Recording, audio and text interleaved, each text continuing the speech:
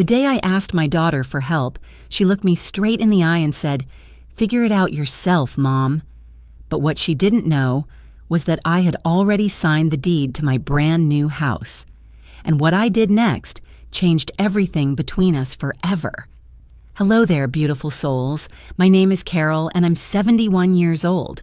Before I share what happened to me, I'd love to know, where are you watching from today? Drop your city or state in the comments below. I always love connecting with wonderful people from all over this beautiful country of ours. Now, what I'm about to tell you happened just 6 months ago, and it still gives me chills when I think about it.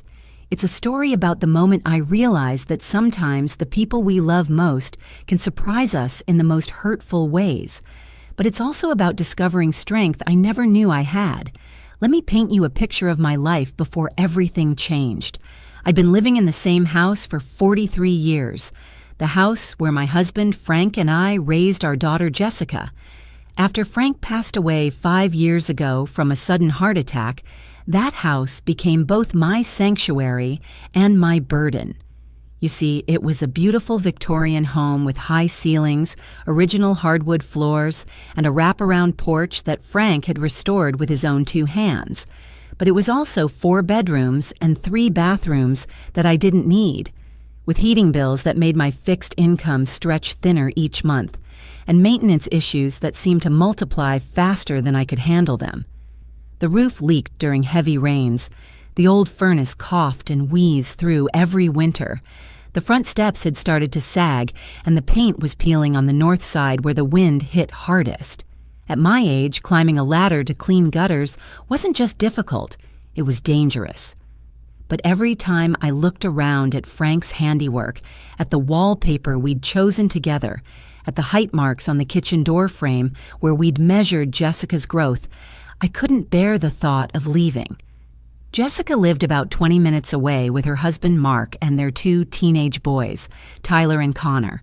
She had a successful career as a marketing director for a pharmaceutical company, and Mark was an attorney. They lived in a sprawling suburban home with a 3-car garage and a pool in the backyard. From the outside looking in, they had everything anyone could want. But here's what I didn't fully understand until that terrible day. Jessica had been watching my struggles with the house, not with concern for my well-being, but with dollar signs in her eyes. You see, our neighborhood had been changing over the past few years.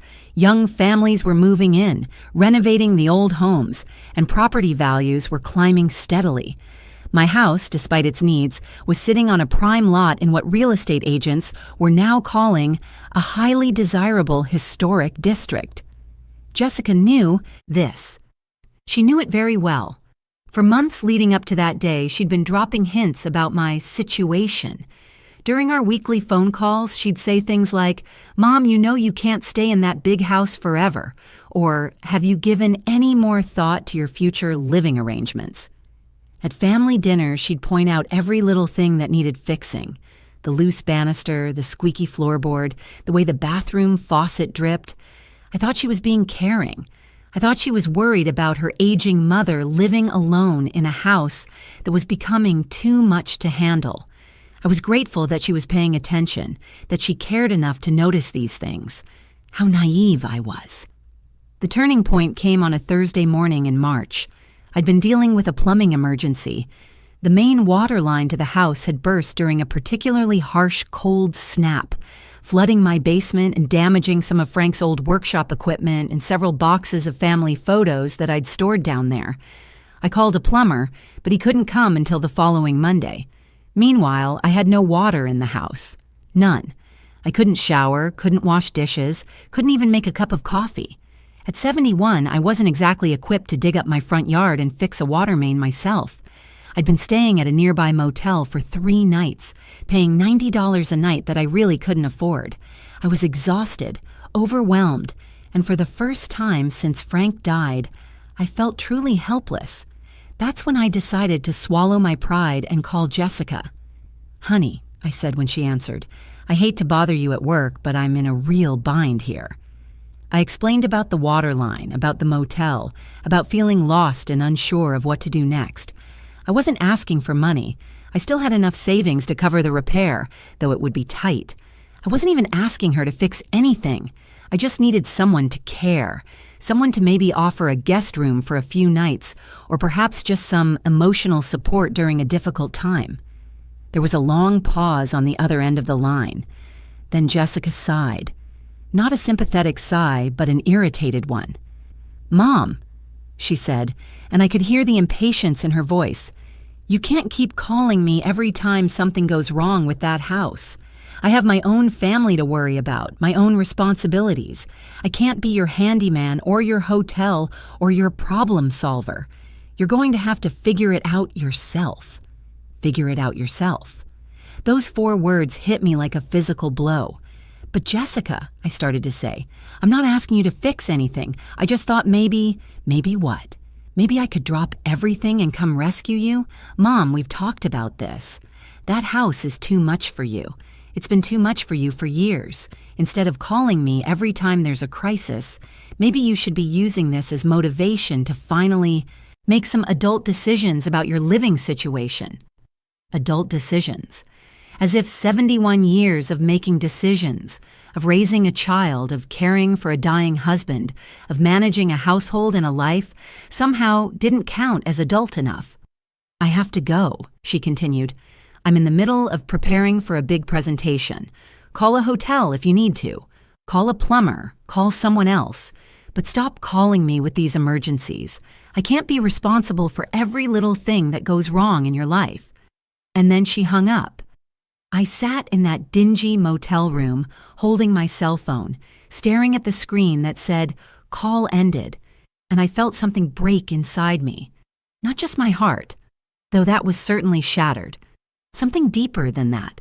Something fundamental about who I thought my daughter was, about what I thought our relationship meant. But here's what Jessica didn't know as she sat in her corner office, preparing for her important presentation, feeling proud of herself for setting boundaries with her needy mother. 3 weeks earlier, I had done something that would have shocked her to her core. You see, while Jessica had been dropping her hints about my situation, while she'd been eyeing my property with increasing interest, while she'd been calculating the inheritance she assumed would eventually come her way, I had been doing some calculating of my own. I'd been watching the real estate market too.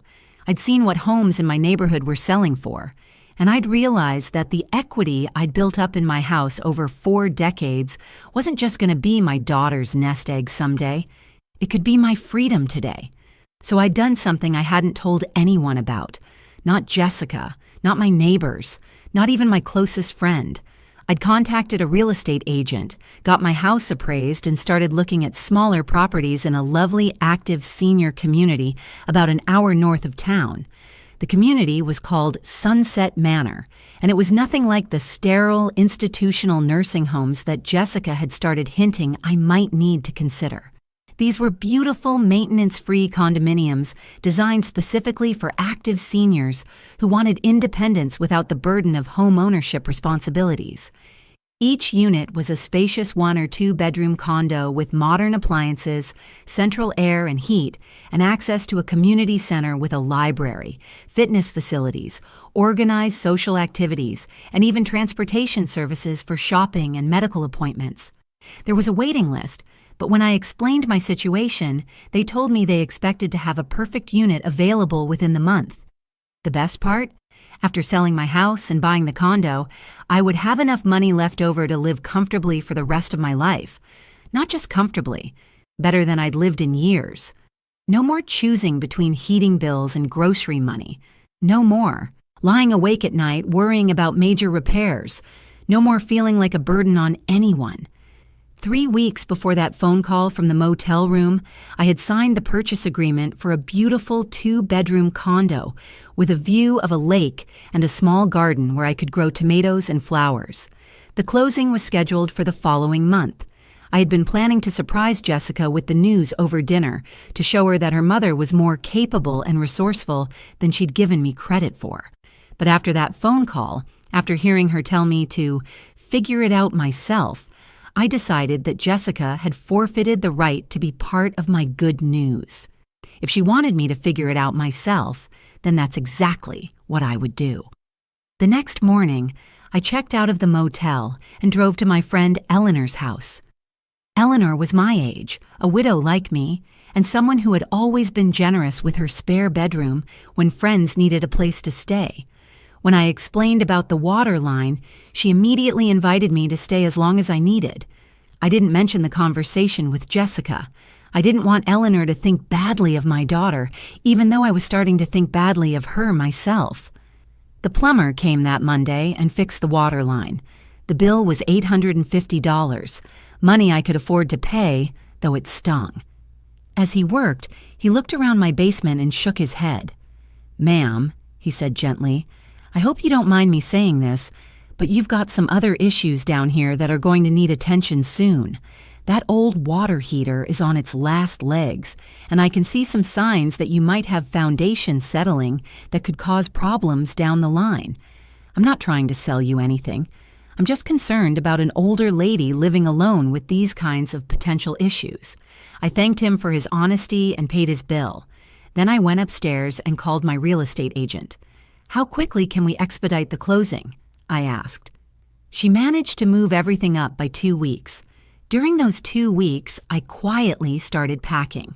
I sorted through 43 years of accumulated belongings, deciding what to take to my new life and what to donate or throw away.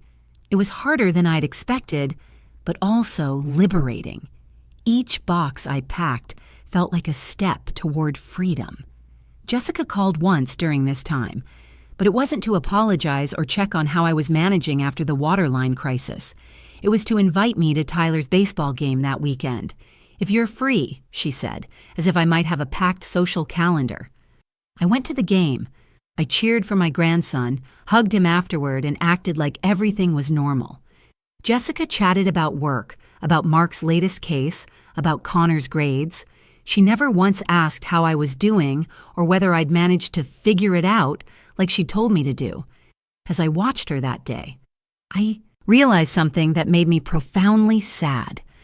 Jessica had become someone I didn't recognize, the little girl who used to bring me dandelions and call them beautiful flowers, who used to cry if she accidentally stepped on an ant, who used to tell me I was the best mommy in the world. That little girl had grown into a woman who could dismiss her mother's desperate call for help without a second thought. When had she become so cold? When had she started seeing me as an obligation rather than the person who had loved her unconditionally for 38 years? I didn't have answers to those questions, but I knew one thing for certain. I was done trying to earn back the daughter I used to know. It was time to focus on the life I could still build for myself. The closing on my new condo was scheduled for a Friday morning. The day before, I hired a moving company to come pack up my remaining belongings. I'd already donated most of Frank's tools to a local vocational school, given bags of clothes to a women's shelter, and sold several pieces of furniture that wouldn't fit in my new place. That Thursday evening, I stood in my empty living room, looking around at the bare walls and the indentations in the carpet where furniture had sat for decades. I should have felt sad, I suppose. This was the house where I'd been happiest, where I'd built a life with the love of my life, where I'd raised the child I'd thought was the greatest gift I could ever receive. But instead, I felt excited. For the first time in 5 years, I felt like I had a future to look forward to instead of just a past to cling to. That night, I called Jessica. "Hi, honey," I said when she answered. "Do you have a minute to talk?" "Sure, Mom. What's up?" "Well, I wanted to let you know that tomorrow morning I'm closing on the sale of the house." There was silence on the other end. Complete silence. For so long that I thought the call might have dropped. "Mom?" she finally said, and her voice sounded strange. "What do you mean you're selling the house?" "I mean exactly what I said, Jessica. Tomorrow at 10 o'clock, I'm meeting with the buyers and their attorney to sign the final paperwork. The house will officially belong to them as of noon on Friday." But you can't sell the house.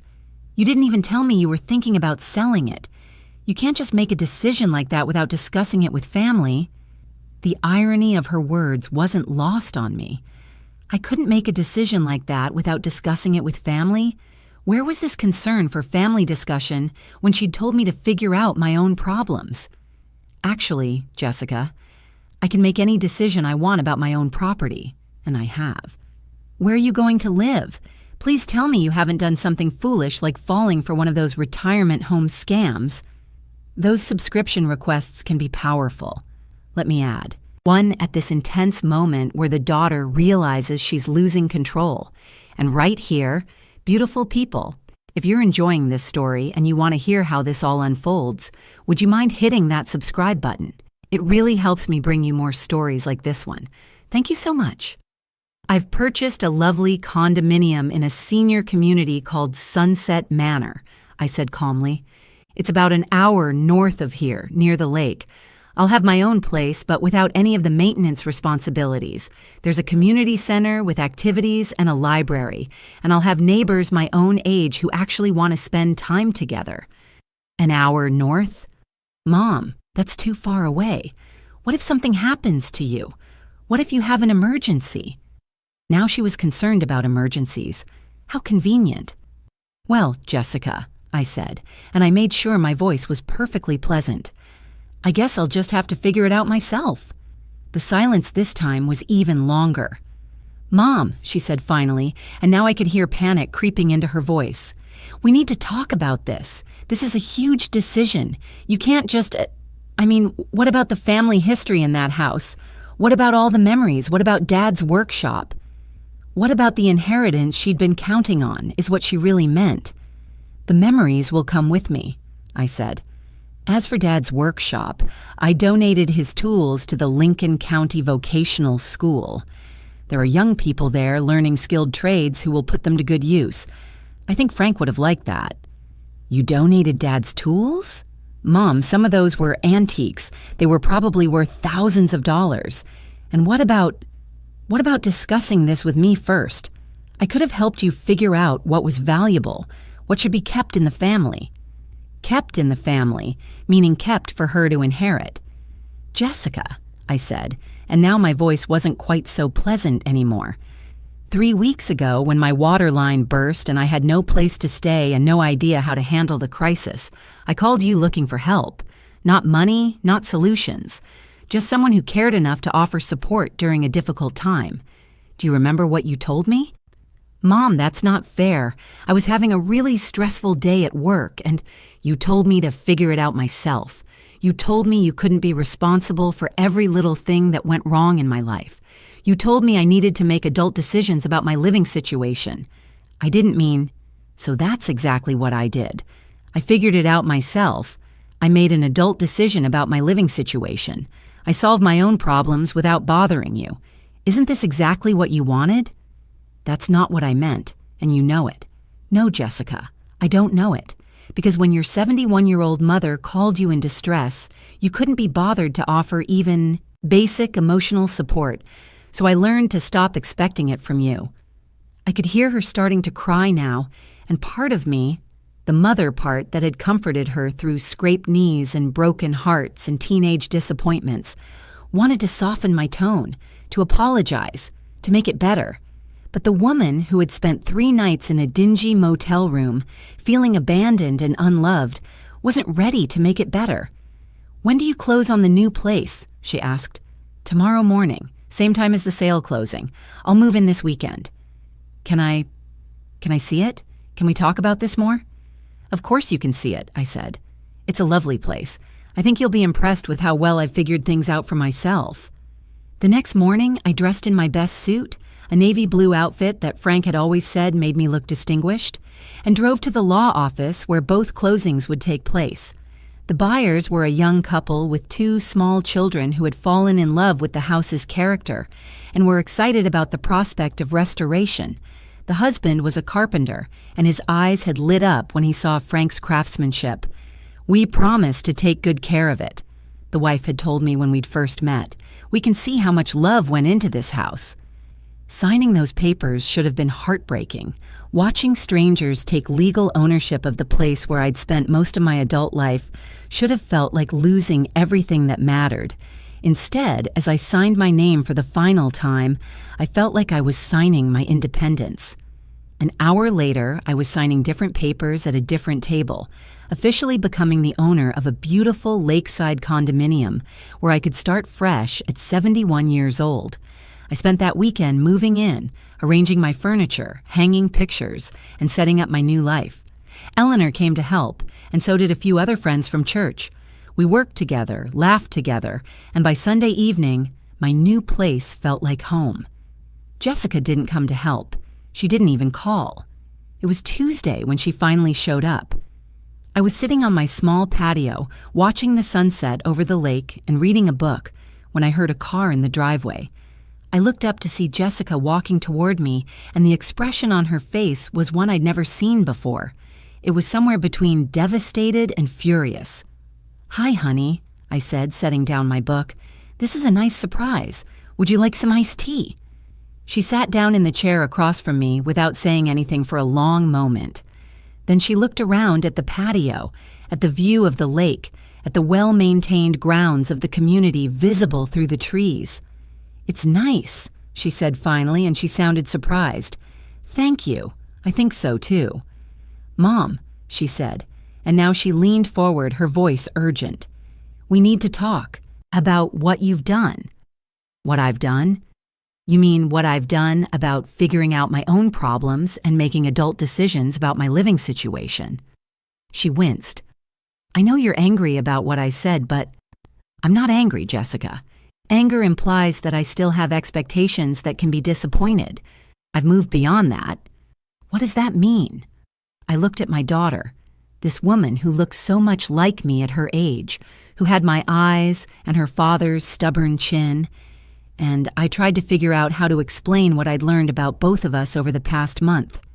"It means that for the first time in 5 years, I'm not spending my days worrying about being a burden on you. I'm not lying awake at night wondering if the next crisis will be the one that finally exhausts your patience completely. I'm not constantly grateful for scraps of attention or afraid to ask for help when I need it." "Mom, I never said you were a burden." "You didn't have to say it.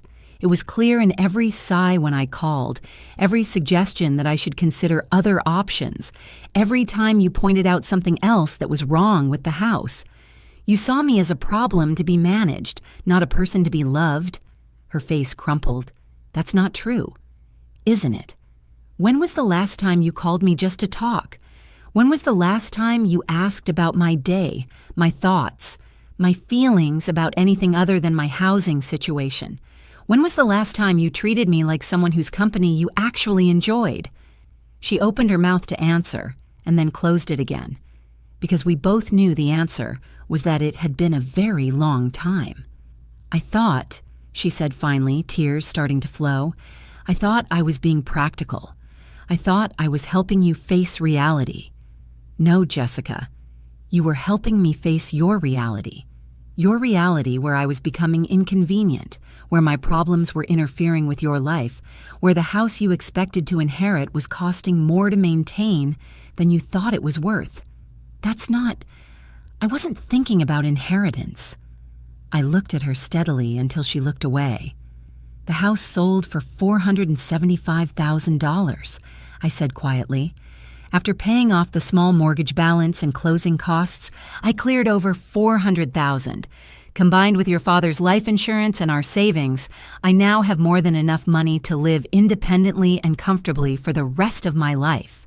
Her face went white. "I'm not telling you this to hurt you," I continued. "I'm telling you this so you understand that I don't need you to take care of me anymore. I don't need you to manage my problems or make my decisions or worry about my finances. I figured it out myself, just like you told me to do." "Mom, I'm sorry. I'm so sorry about what I said that day. I was stressed and I wasn't thinking clearly and you showed me who you really are when you're under stress. That's not necessarily a bad thing, Jessica. People reveal their true priorities when they're pressured. You've shown me that I'm not one of your priorities, and that's okay. It's good for me to know where I stand." She was crying harder now. "But I love you. You're my mother. Of course you're a priority. Love isn't just a feeling, sweetheart. It's a choice we make about how to treat people. And when I needed you to choose love, you chose convenience instead. We sat in silence for a while, watching the sun sink lower over the water. Finally, Jessica spoke again. What happens now? Between us, I mean. I considered the question seriously. What did happen now? I don't know, I said honestly. I know that I'm not angry anymore. I know that I don't want to punish you or make you feel terrible for the rest of your life. But I also know that I can't go back to the way things were, where I was always grateful for whatever attention you were willing to give me. I want to do better, she said. I want to be a better daughter. Then be one. Not because you feel guilty, and not because you're worried about what people will think, and not because you're concerned about some future inheritance that no longer exists the way you thought it did. Be a better daughter because you genuinely want a relationship with the person I actually am, not the person you thought I should be. She nodded, wiping her eyes. Can I visit you again? Can we try to start over? You can visit any time you want, I said. But understand that this is my home now. I'm not a problem to be solved anymore. I'm not someone who needs to be managed or guided toward better decisions. I'm a woman who has built a good life for herself. And if you want to be part of that life, you're welcome. But only if you want to be here, not because you think you should be. Jessica stayed for dinner that night. We talked more honestly than we had in years, and for the first time since Frank died, I saw glimpses of the daughter I remembered, the one who used to tell me everything, who used to think I was wise and funny and worth spending time with. It wasn't a complete reconciliation. Trust, once broken, takes time to rebuild. But it was a beginning. More importantly, it was my beginning. At 71 years old, I had learned that I didn't need anyone's permission to make my own decisions, solve my own problems, or build my own happiness. I had figured it out myself, and it turned out I was much more capable than anyone, including me, had given me credit for. That was 6 months ago. Since then, Jessica and I have slowly been rebuilding our relationship, but on different terms than before. She visits every few weeks, not because she feels obligated to check on her helpless mother, but because we actually enjoy each other's company again. She's started asking my advice about things, work situations, parenting challenges with the boys. And I realized that somewhere along the way, she had forgotten that I'm actually pretty good at figuring things out. As for me, I love my new life. I've made friends in the community, joined a book club, started taking watercolor painting classes, and even learned to play bridge. Last month, I took a weekend trip to visit Eleanor's sister in Colorado, and next spring, I'm planning to take a river cruise through Europe, something Frank and I always talked about doing but never got around to. The best part is that every decision I make now is mine alone. I don't have to worry about being a burden, because I'm not one. I don't have to ask permission or approval, because this is my life to live. Sometimes people ask me if I regret selling the family home, if I miss it. The truth is, I miss the memories that house held, but memories aren't tied to buildings. They're carried in our hearts. And my heart is much lighter these days. If you're watching this and you recognize yourself in my story, whether you're the mother who's been made to feel like a burden, or maybe even the daughter who's been too busy to really see your parent as a whole person, I hope you'll take something valuable from what happened to me. We're all capable of more than people give us credit for. We're all worth more than being someone else's obligation, and it's never too late to figure it out for yourself. Thank you for listening to my story.